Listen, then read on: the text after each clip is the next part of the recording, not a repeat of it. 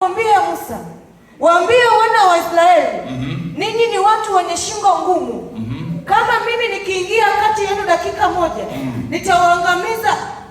nitawaangamiza. Basi sasa, vueni vyombo vyenu vya uzuri ili nipate kujua nitakalo watenda. Naomba angalia, sikiliza vizuri. Mungu aliazimia kuangamiza wana wa Israeli kwa dakika moja. Niangalie mbele na useme vizuri. Mungu aliazimia kuangamiza wana wa Israeli kwa dakika moja.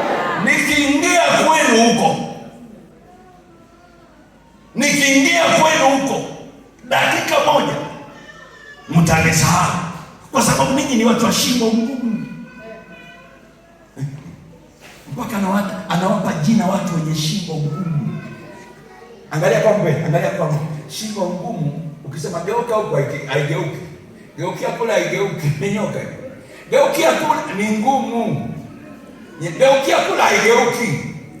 Unatamani kuisukuma, haigeuki, ni ngumu. Ikigeuka kidogo bado inanyoka hapa, ikigeuka kidogo bado inanyoka, ni ngumu. Mungu anasema sasa hii shingo ngumu nitaingia kwa dakika moja huko, mtanijua kwamba mimi ni Mungu. Sasa mstari huu watu waelewe. Anasema ondoeni vyombo vyenu vya uzuri, vyombo vya uzuri.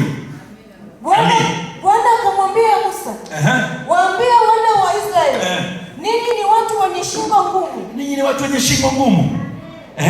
Kama mimi nikiingia kati yenu dakika moja, nitawaangamiza. Ndio. Basi sasa vueni vyombo vyenu vya uzuri ili nipate kujua nitakalo watenda.